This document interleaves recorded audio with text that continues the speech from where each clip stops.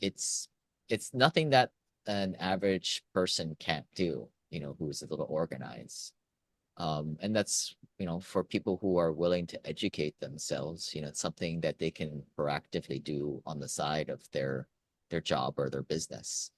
But for accredited investors, we do bring in into some of our offerings where we may buy a apartment complex or do a private equity deal and bring in passive investors on the side. But it depends on where people are, and that's kind of how my book is structured, right? Welcome to Imperfect Momming. Our children are constantly looking to us for examples. The term role model doesn't quite cut it here. We are shaping their worldview with every move we make. You see, it's not in the lectures we give or moments where we're actively attempting to teach them. It's in the micro movements we make, the unconscious ways in which we navigate life. We are constantly teaching our children how to show up for themselves, their friends, their future partners, and even their future children. So what can we do to ensure we are raising thoughtful, compassionate, self-aware human beings?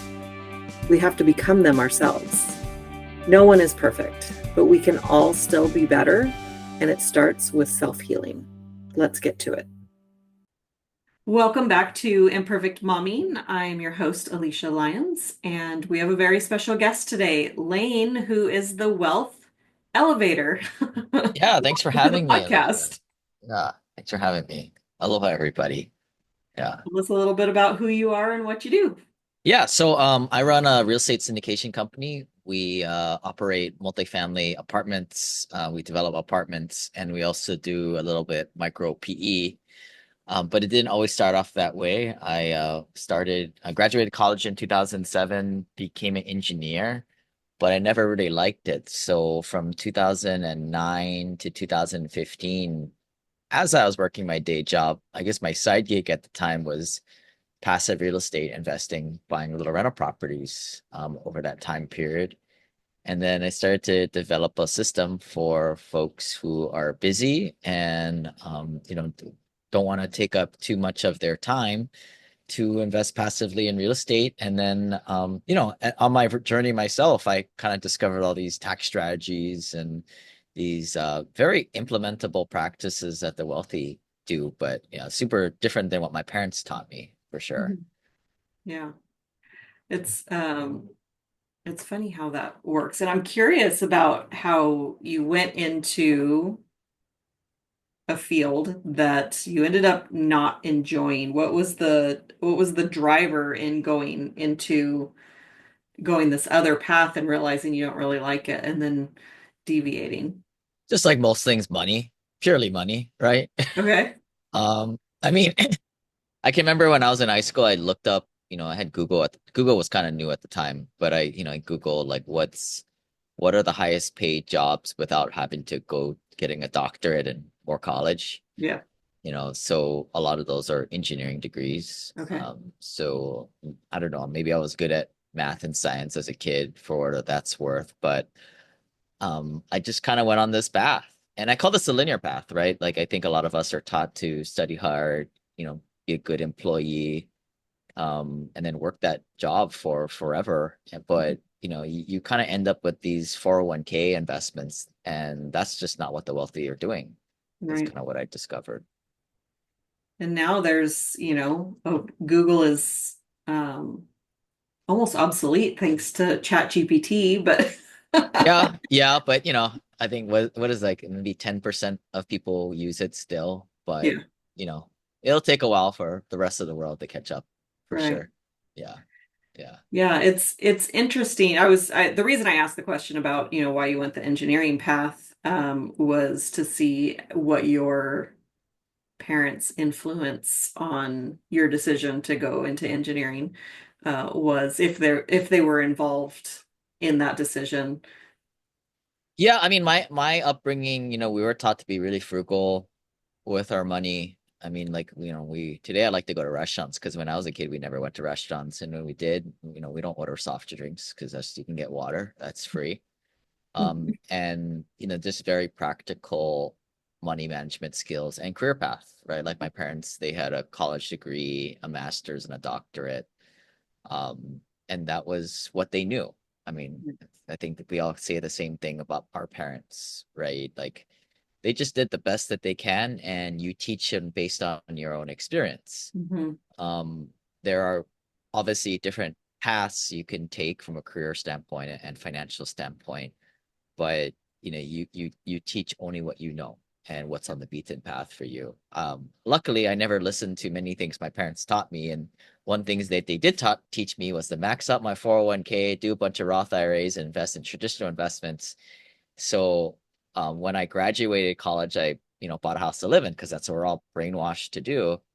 And I was in my 20s traveling all over for work, and I had this big house to myself, and it was kind of silly for me to come back home on the weekends because I was traveling all the time.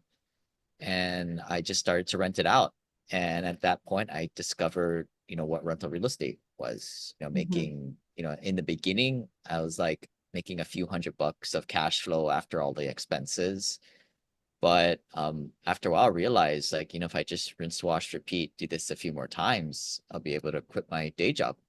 Mm-hmm. And that was then I got excited about this thing, right? Yeah. Maybe for once in my life got excited about something. Right. And then started to learn about, where to buy properties, um, a lot about the numbers, like rent to value ratios. We look for things that are you take the monthly rental price divided by the price of the property and looking for something that's 1% or higher to, create that passive cash flow for you. Mm-hmm. Trouble is most people live in places like California or I'm in Hawaii. You'll be lucky to find a place in the rough areas for $500,000 renting for $2,500 a month. And if you do the math on that, 2,500 divided by 500 grand, that's 0.5%. That's less than 1%. So that's not going Yeah. to get you there. Right. Um, but that's pretty much the gist of it. At the end of the day, you just have to save up money, basic personal finance, but you got to put it into the right investments. Mm-hmm. So let's say that we have a listener whose ears perked up when you talked about real estate investing. Where would someone get started? Well, what I would do is I would start looking around their local area, right? Just kind of getting familiar. I mean, I'm sure people play around with Zillow all day long and they kind of know what things rent for. So just playing around with that little math exercise where you take the monthly rental price divided by the purchase price. If you live in, primary markets, so like pretty much all the state of California, Washington, the cool places to live, right? It's not going to work, guys. Stop looking. It's not going to work, right? I bought my first two properties in Seattle, but that was back in 2009, 2012. Mhm. Um, even in 2016, it was tough to make those properties work because prices had come up, and it is very high today. Um, you know, you know, you may have to look in places like Alabama, um, Pennsylvania, Indianapolis, Kansas City, places like that, or secondary and tertiary markets. But that's kind of how it goes when you're a non-accredited investor. Later, I discovered syndications and private placements where investors who are accredited investors, people who make over $500,000 a year, usually business owners, they can access more boutique offerings, apartment deals. This is kind of what I got more into in 2016 as I was kind of selling off the little rental properties for more less headache, bigger commercial assets.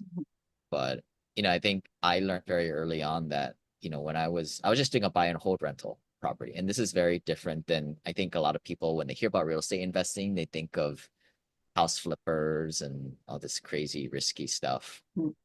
Make no mistakes, a lot of the stuff we're doing is, I mean, I did this while I was working my full-time day job, right? And I know a lot of folks here are very busy with family life. So, there is a way to invest passively in real estate, but you need money, right? I mean, I think everybody here needs at least a day job or a six-figure salary or six-figure business to kind of power real estate investing. But the real estate investing, once you get it going, you create cash flow streams, and those cash flow streams can help you buy more and more real estate.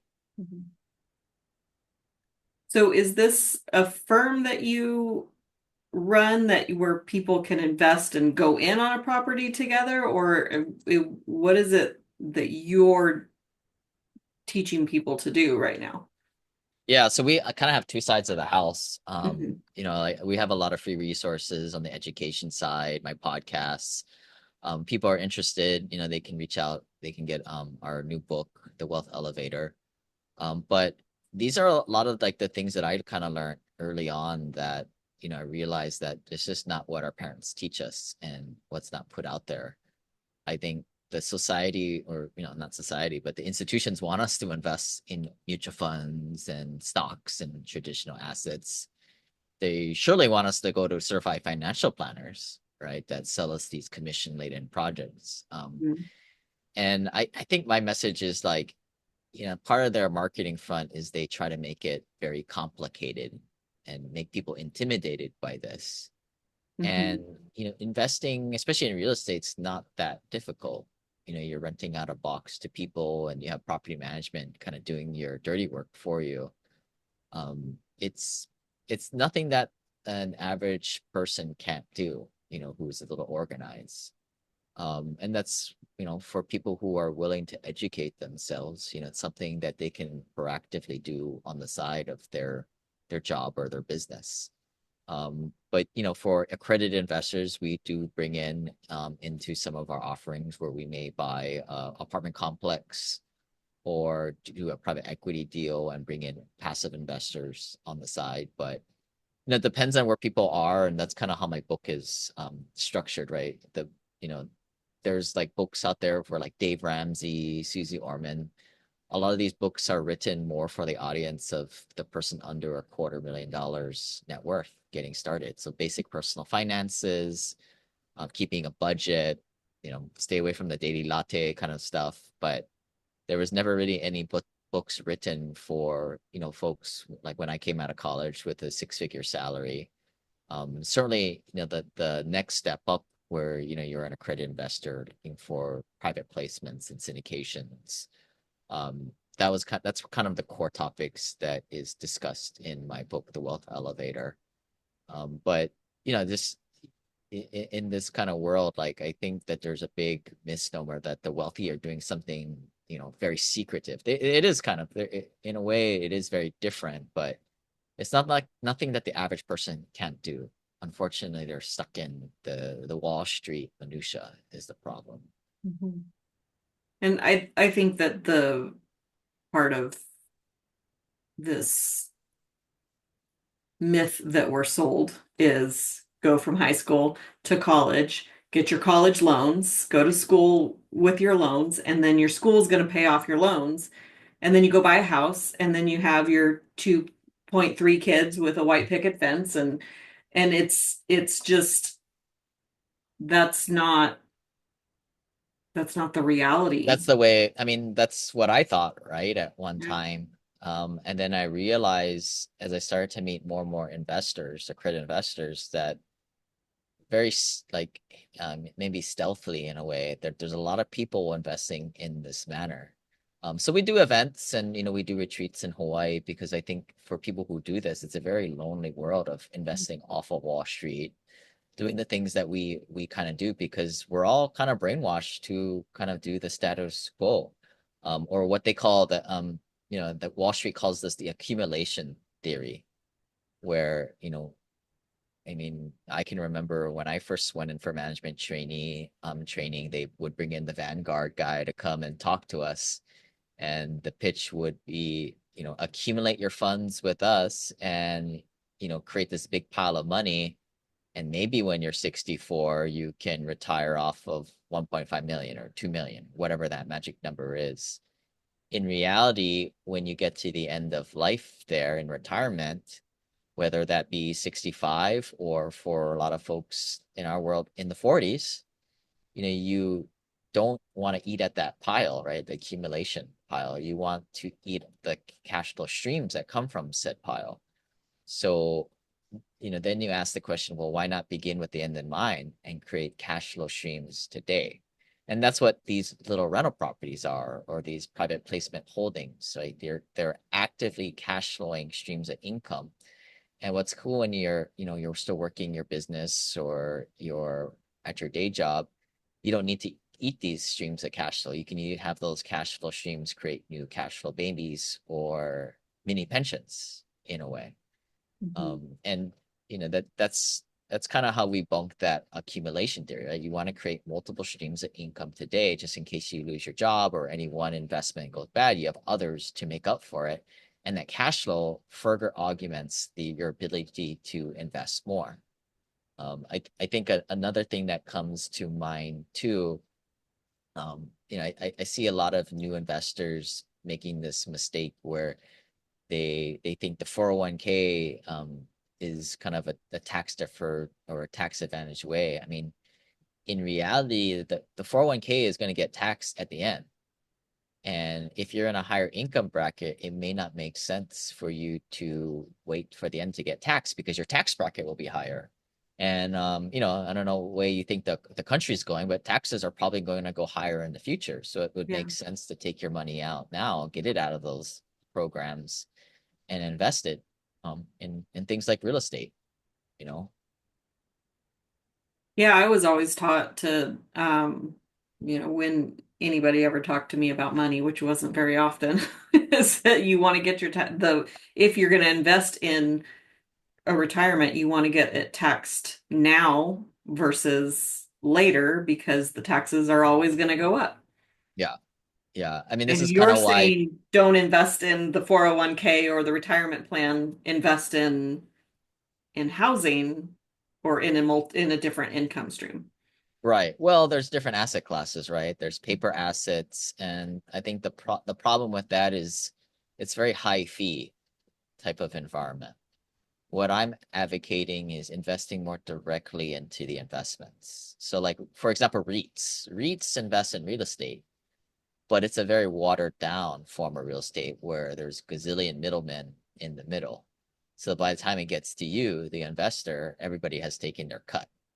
Where more directly investing in the source is kind of where it's at. Sure, you have to take a little bit more of an active approach to it, but definitely outside returns there. And this was made very clear to me like the maybe like the first year of investing, my first rental property, I didn't know very much. It was probably a bad rental property in terms of numbers. But I was making like 30 something percent returns. And this was no house flip. This is just a buy and hold, buy, hope, and pray strategy. Sometimes we call it. Um, and and I was like, all right, I didn't do too much, and this was just on the side.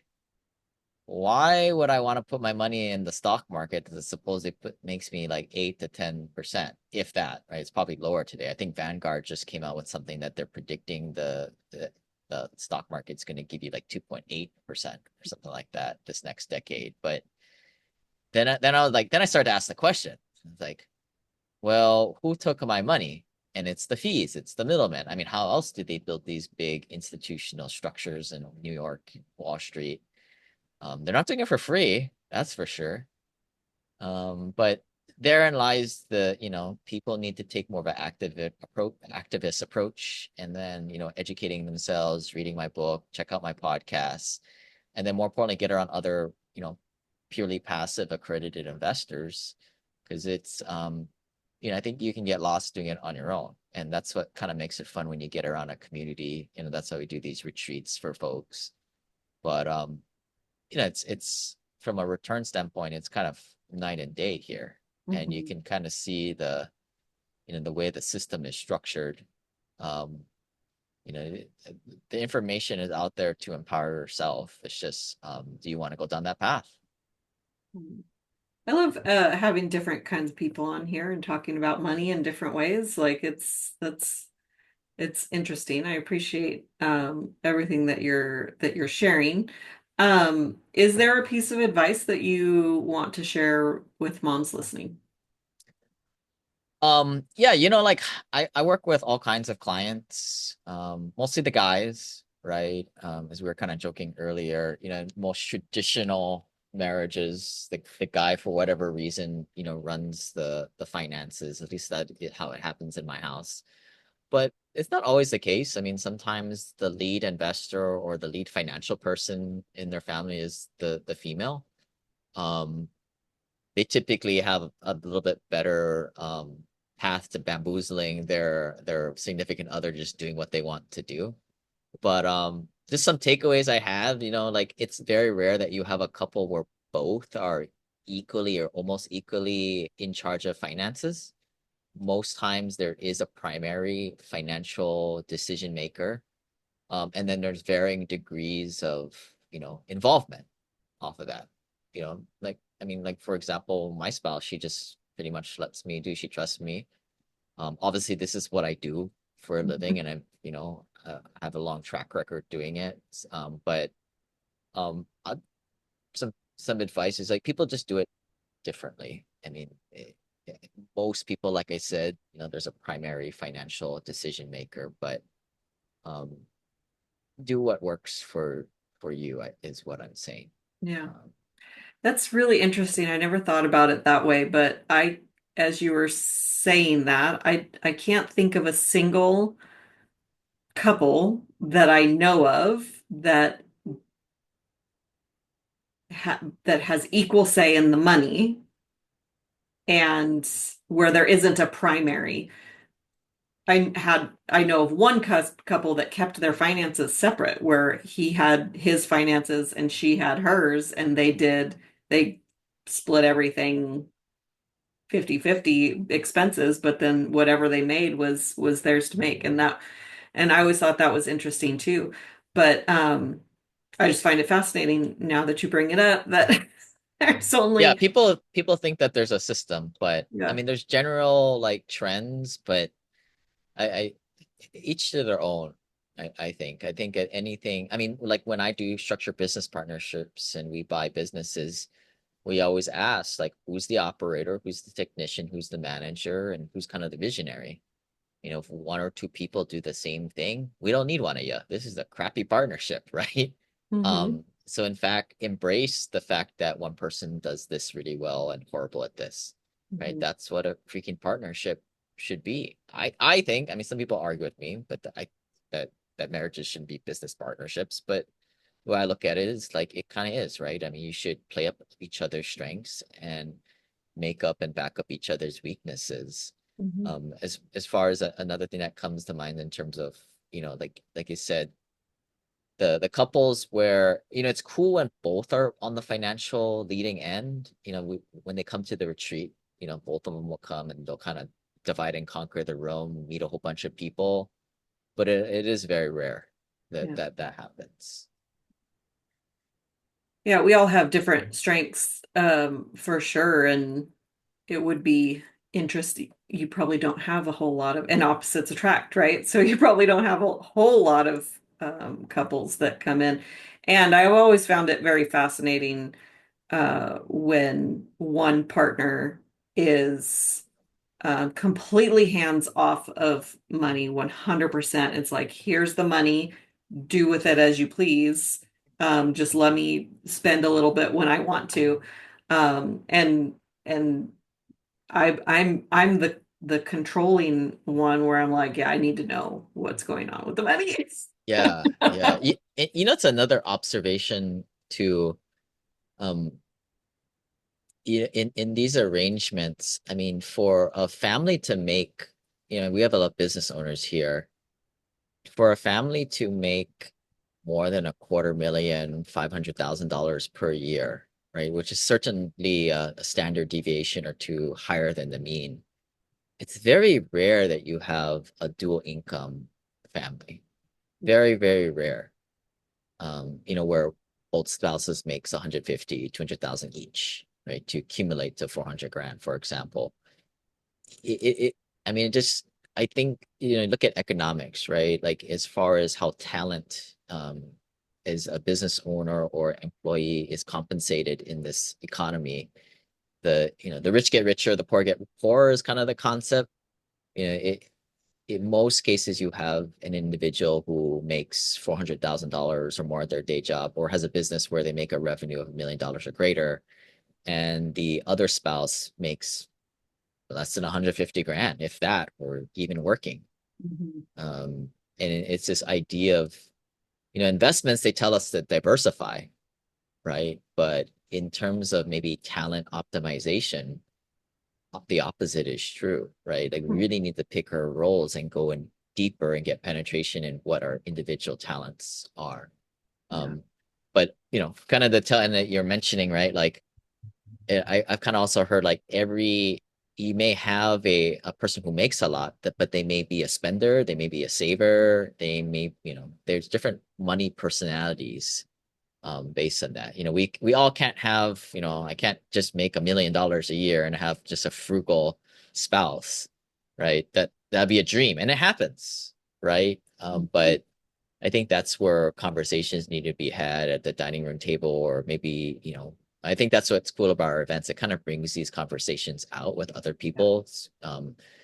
But what's difficult is when you have an investor saver personality type that makes the money, and then you have the other one that just blows it, or the spender. Those are the difficult conversations to be had, but actually very common out there. Yeah. Opposites attract. Yeah, I mean, when people get on this like investment train, um, you could buy a $100,000 house that you could get with a $30,000 down payment. 20% down, 25% down. And what I see happens when you get started on this path is you start to associate, all right, I could put down 30 grand. I just got to save 30 grand. And for a lot of people starting out, they may take them a year to save that. But once they put that rental property in place, that may produce a few $100s of passive income every single month. And then that association of like, oh shoot, if I save 30 grand and I bust my butt doing that, and maybe we go on a little bit less vacation, like $300 is nice coming back, or $4,000 per year. And that association gets to put in place. So it becomes, gets easier and easier. The hardest part is in the beginning when you don't even have any rental properties, and once you get them, you get addicted to it, and you get that feedback loop of, oh yeah, and then you get the spouse on board too, right? Like, Mhm. all right, get a rental property, and then I'll let you spend $100 extra per month. Give them only a third of that, of course, right? Because you want to Yeah. invest the rest. But I think that's unfortunately what I see, and kind of what it kind of drives me forward is like most people are like the number one thing we fight about in our marriages is money. And if you're just not in this alternative investing world, you're just fighting an uphill battle, and it causes a lot of conflict, stress, and um, I'm not saying that this road is not risk-free and not stress-free, but if you start it, and it's not a get rich quick scheme too, but if you start it, it definitely creates more abundance in terms of finances, which I'll be the first one to say money's not everything, but it sure makes life a lot easier. Absolutely. Is there a book that's been instrumental in your journey? As far as like more technical real estate investing, I would say The Millionaire Real Estate Investor by Gary Keller teaches a lot of like the fundamentals, like the rent to value ratio thing I was mentioning, what are better locations to buy in, the sweet spots. You don't want to buy the super high-end luxury stuff in the best school districts, because those numbers aren't going to work there, guys. That's all what you guys want to buy, but it doesn't work. Investors don't buy that stuff, nor do they buy on the other end of the slumlord variety, right? There's kind of a sweet spot in the middle. But I have a lot of these like for newer investors. We have a lot of free content in our members portal, the remote rental e-course. I would say a lot of this is put into in an e-course format for people to get for free. If they're interested, they can go to thewealthelevator.com/master and get signed up for that there. But that's the books are okay, but I think the biggest thing that helped me at least is getting around other regular people that secretively have 4, 5, 10 rental properties. You Hmm. know, You become like the six people you hang out with the most. So, how do you find those people quicker? yeah, yeah. And the hard thing is like the wealthy, really wealthy people, or the people who aren't really flashy, and they for good reason, right? They're more suspect to lawsuits, and they need to be put their head down Mhm. a little bit more than the average under $1 million net worth Joe out there. Yeah. Um, but I think but people need to talk about this stuff, right? I mean, if not, I mean, I was on this path of just being a good saver doing the whole fire movement thing. And if I didn't get the exposure to this type of stuff, in a way, kind of fall into a rental property, I would have never gone down this path. Probably invested in something silly like crypto or something like that, you know. And I love that you're giving back. So where can our listeners find you? Yeah, they can check out my podcast, The Wealth Elevator. Been doing it since 2016. And then if they're a book reader, they can go on Amazon, and The Wealth Elevator is the book. And if they shoot us email and take a screenshot proving us that they bought it, we can hook them up with the PDF and the MP3 copy for free. And once you get that, if you want to share with friends, hey, we can't stop you. It's a free country, I guess. Yeah. Awesome. Well, thank you so much for being on the podcast and sharing your knowledge with me and the rest of our listeners. And I love what you're doing in the world, trying Yeah. to elevate. Awesome. Yeah. Thanks for having me. Go moms. Yeah. Yeah. And we'll have another episode of Imperfect Momming for you all coming next week. And until we meet again, keep healing. Bye, guys. Thank you for tuning in to Imperfect Momming. It's time for us to step up and realize that our power is not in trying to shape our children. Our power lies in shaping ourselves into the people we want our children to model themselves after. Don't just do it for your kids. Do it for yourself. When you become a more self-aware, compassionate, and confident person, you and everyone around you benefit.